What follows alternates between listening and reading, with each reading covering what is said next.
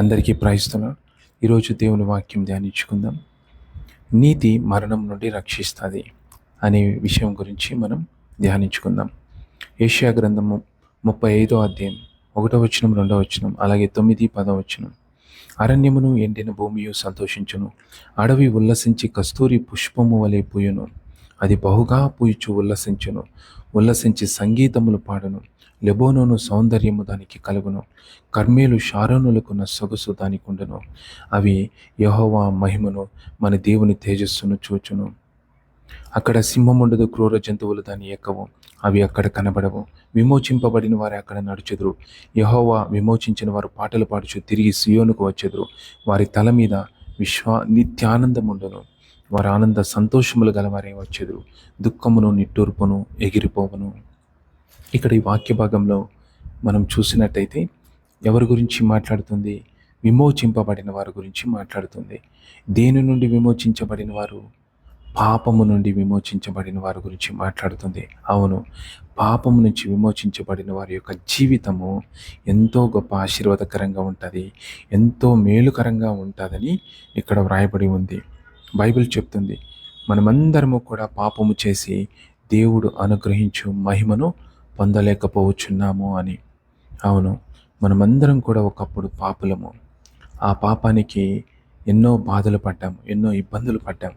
అయితే దేవుడు మన మీద కనికరపడి, దేవుడు మన మీద దయ చూపించి మనలను మన పాపముల నుండి విడిపించడానికి, మన యొక్క దోషముల నుంచి మనల్ని విడిపించడానికి యేసయ్యను ఈ లోకానికి పంపించాడు. అవును, యేసు ప్రభు ఈ లోకానికి వచ్చి మన మీద కనికరపడి మన పాపములను, మన దోషములను, వాటికి రావాల్సిన శిక్షను యేసయ్య తన మీద వేసుకొని సిలువలో ఆ శిక్షను భరించి తన రక్తముతో మన పాపములను కడిగివేసి మనల్ని క్షమించి నీతిమంతులుగా తీర్చాడు. అవును, యేసయ్య తన రక్తముతో మన పాపములన్నిటినీ కడిగివేసి మనల్ని క్షమించి నీతిమంతులుగా చేశాడు. ఇప్పుడు మనము దేవుని ఎదుట నీతిమంతులుగా తీర్చబడ్డాం. ఎవరైతే దేవుడిచ్చినటువంటి రక్షణను, దేవుడు ఇచ్చినటువంటి ఈ యొక్క కృపను ఎవరైతే అంగీకరిస్తున్నారో, ఎవరైతే ఈ కృపా వాక్యమును, ఈ సువార్తను నమ్ముతున్నారో, వారందరూ కూడా దేవుని ఎదుట నీతిమంతులుగా తీర్చబడుచున్నారు.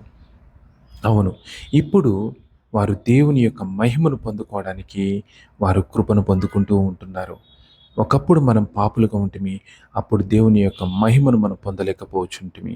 అయితే ఇప్పుడు యేసయ్య మన పాపములను తీసివేశాడు గనక, ఆయన రక్తముతో మనల్ని కడిగి క్షమించాడు గనక, మనము నీతిమంతులుగా తీర్చబడి ఉన్నాము గనక దేవుని యొక్క మహిమను పొందుకోవడానికి మనము అర్హులుగా ఎంచబడి ఉన్నాము. కాబట్టి ఇప్పుడు మన జీవితం ఎలా ఉంటుందంటే దేవుని యొక్క మహిమతో మనము నింపబడతాం. కాబట్టి అడవి ఉల్లసించి కస్తూరి పుష్పములే పూయును, అది బహుగా పూచి ఉల్లసించి సంగీతములు పాడను. లెబోనోను సౌందర్యము దానికి కలుగును, కర్మేలు షారోనులకున్న సొగసు దానికి ఉండును. అవి యెహోవా మహిమను, మన దేవుని తేజస్సును చూచును. ఇక్కడ చూస్తే మనము ఇంత గొప్పగా ఆశీర్వదించబడతాం. ఇప్పుడు దేవుని మహిమను మనం చూస్తాము మన జీవితాల్లో అని వాక్యం సెలవిస్తుంది.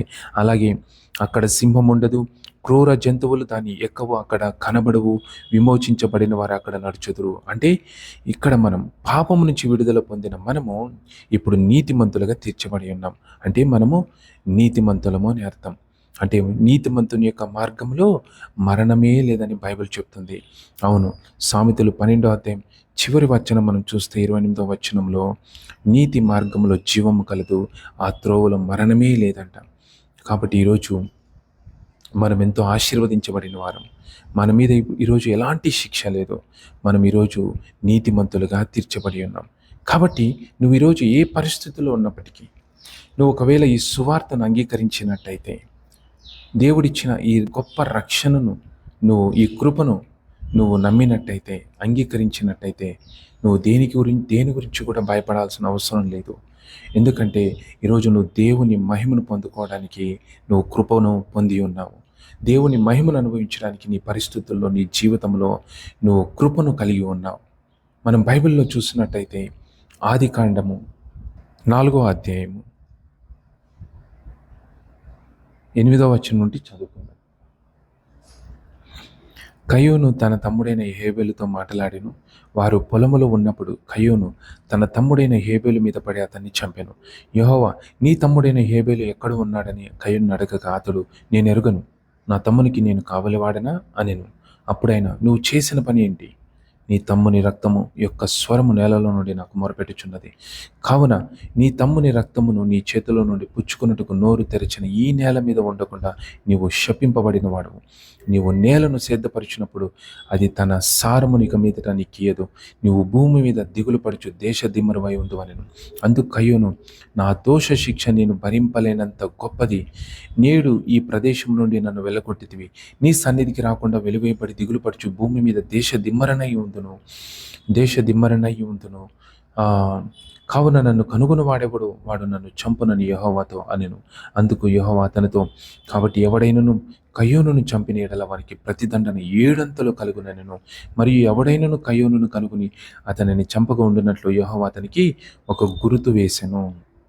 ఇక్కడ మనం చూస్తే కయ్యోను తన తమ్ముడైన హేబేలును చంపేశాడు. అప్పుడు దేవుడు కయ్యోనుతో మాట్లాడాడు, నువ్వేం చేశావు? నీ తమ్ముని నువ్వు చంపావు గనక ఇదిగో ఇక నుంచి ఈ భూమి నీకు సారం ఇవ్వదు. నువ్వు సేద్యం చేసినప్పుడు ఇక నీకు ఈ భూమి సారం ఇవ్వదు. నువ్వు శపింపబడిన వాడివి అని దేవుడు అతన్ని శిక్షిస్తాడనమాట. అంటే శపిస్తాడు. ఇప్పుడు అవును, కయ్యోను ఇప్పుడు పాపం చేసి దేవుని ఎదుట ఎలా ఉన్నాడు? పాపిగా ఉన్నాడు. ఆ పాపానికి ఏమొచ్చింది? కయ్యోనికి శిక్ష వచ్చింది, శాపం వచ్చింది. అయితే వెంటనే కయ్యోను గుర్తించాడు, గ్రహించాడు. ప్రభువా, అయ్యో, నా దోష శిక్ష నేను భరింపలేనంత గొప్పది. ప్రభువా, అతను గ్రహించాడు, అయ్యో నేను పాపం చేస్తేని, అయ్యో నేను పాపిని. అయితే ఇప్పుడు నా పాపానికి వచ్చిన శిక్ష నేను భరించలేనంత గొప్పది. అయితే నేడు నేను ఈ ప్రదేశం నుండి నన్ను వెళ్ళగొట్టితివి. నీ సన్నిధికి రాకుండా వెలువేయబడి దిగులు పరచు భూమి మీద దేశ దిమ్మరనే ఉందును. కావున నన్ను కనుగొని వాడెవడో వాడు నన్ను చంపుతాడు అని దేవునితో చెప్పాడు. అంటే నిజంగా కయ్యోను గ్రహించాడు, కయ్యోను తెలుసుకున్నాడు, అయ్యో నేను చాలా పొరపాటు చేశాను ప్రభా, నేను పాపం చేశాను, నేను ఇప్పుడు పాపిని అయిపోయాను. ఈ పాపానికి వచ్చిన శిక్ష నేను భరించలేనిది. ఎంత భరించలేనిదంటే నన్ను ఎవరైతే కనుగొంటారో నన్ను చంపేస్తారు, నేను ఇక మరణిస్తాను అని దేవుని దగ్గర ఆయన మొరపెట్టుకుంటాడు, కృపను కోరుకుంటాడు. అప్పుడు దేవుడు ఏమంటాడంటే, దేవుడు 13వ వచనం చూస్తే అందుకు 15వ వచనం చూస్తే అందుకు యెహోవా అతనితో, కాబట్టి ఎవడైనను కయ్యోనును చంపిన యెడల వానికి ప్రతిదండన 7 కలుగుననెను. మరి ఎవడైనను కయ్యోనుని కనుగొని అతన్ని చంపక ఉండినట్లు యెహోవా అతనికి ఒక గుర్తు వేసెను. వావ్! అంటే ఈ గుర్తు దేనికి సాదృశ్యంగా ఉంది? ఇప్పుడు దేవుడు కయ్యోను మీద దయ చూపించి కృప చూపిస్తున్నాడు, అతనికి రక్షణ కలుగు చేస్తున్నాడు. అతని మీదకి ఎలాంటి శిక్ష రాకుండా, అతని మీదకి ఎలాంటి మరణం రాకుండా అతనికి ఒక గొప్ప రక్షణ ఇస్తున్నాడు, ఒక గుర్తు వేస్తున్నాడు. అతన్ని ఎవరు కూడా చంపకూడదు అని గుర్తు వేస్తున్నాడు. ఆ గుర్తు దేనికి సాదృశ్యంగా ఉందంటే రక్షణకు సాదృశ్యంగా ఉంది. ఆ గుర్తు దేనికి సాదృశ్యంగా ఉందంటే అతడు ఇప్పుడు నీతిమంతుడు, అతడు ఇప్పుడు నిర్దోషి అనే దానికి సాదృశ్యంగా ఉంది. కాబట్టి ఇక్కడ గొప్ప కృపను పొందుకున్నాడు కయ్యోను, మరణం నుంచి తప్పించాడు. ఎందుకంటే ఇప్పుడు అతని మీద నీతి ఆరోపించబడుతుంది. అతడు ఇప్పుడు ఎలాంటి శిక్షకు అర్హుడు కాడు. ఈరోజు అతను బ్రతుకుటకు అతన్ని కాపాడుతున్నది ఏంటంటే దేవుడిచ్చిన రక్షణ, దేవుడిచ్చినటువంటి గుర్తు. అది చెప్తుంది ఇతను నీతిమంతుడు, నిర్దోషని సెలవిస్తూ ఉంది. కాబట్టి ఈ వాక్యం వింటున్న ఎవరైనా కూడా నువ్వు గ్రహించాలి. నువ్వు ఈరోజు ఎలాంటి సమస్యల్లో, ఇబ్బందుల్లో ఉన్నా కూడా ఒక సత్యం తెలుసుకోవాలి. ప్రతి సమస్యకు కారణం పాపమా? ప్రతి కీడుకు కారణం పాపమా? అయితే అయ్యో, నేను ఇంతకాలం పడిన బాధలు, అనేక సమస్యలు, ఇవన్నీ కూడా వీటికి కారణం పాపములు, దోషముల. అయ్యో, నేను భరించలేనంత గొప్పగా ఉన్నాయి ఇవన్నీ అని నువ్వు గ్రహించాలి. అయితే అది గ్రహించిన తర్వాత నీకు గొప్ప శుభవార్త ఉంది. ఏంటంటే ఇక నీ పాపములకు, దోషములకు నువ్వు శిక్ష భరించాల్సిన అవసరం లేదు. ఎందుకంటే దేవుడు కయ్యోను మీద చూపించిన కృప నీ మీద కూడా దేవుడు ఈరోజు చూపించగలడు. అవును, ఆయన 2000 సంవత్సరాల క్రితమే పరలోకమందున్న తండ్రి దేవుడు ఈ లోకానికి యేసు ప్రభుని నీ కొరకు ఆయన పంపించాడు, లోకం కొరకు పంపించాడు.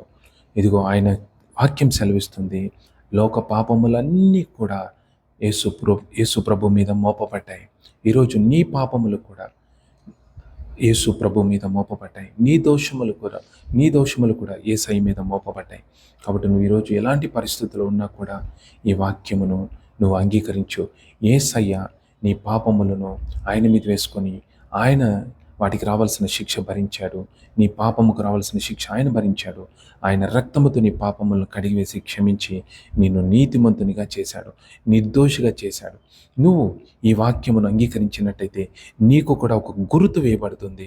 ఆ గుర్తు ఏంటంటే నువ్వు యేసు రక్తాన్ని బట్టి నీతిమంతుడివి, నిర్దోషివి అనే గుర్తు వేయబడుతుంది. కాబట్టి ఆ గుర్తు నీకు ఏం చెప్తుందంటే నీకు ఇంకెలాంటి శిక్ష లేదు, ఎలాంటి మరణము లేదు, ఎలాంటి నిత్య నరకాగ్ని కూడా లేదు. నువ్వు విమోచించబడ్డావు, నువ్వు ఆశీర్వదించబడిన వాడివని వాక్యం సెలవిస్తుంది. కాబట్టి ఈ వాక్యమును అంగీకరించిన ప్రతి బిడ్డ కూడా వారు దేవుని మహిమను చూస్తారు. దేవుడిచ్చిన రక్షణ పొందుకున్న వారి జీవితంలో ఇక నుంచి దేవుని యొక్క గొప్ప కార్యాలు చూస్తారు. గొప్ప ఆశీర్వాదాలు కూడా వారి జీవితంలో చూస్తారు. కేవలం దేనిని బట్టి? యేసయ్య రక్తమును బట్టి. ఆ రక్తమును బట్టి మీ పాపములు క్షమించబడ్డాయి. మీరు నీతిమంతులుగా తీర్చబడ్డారు కనుక దేవుడు అనుగ్రహించు మహిమను పొందుకోవడానికి మీరు అర్హులుగా ఎంచబడతారు. హల్లెలూయా, ఆమేన్.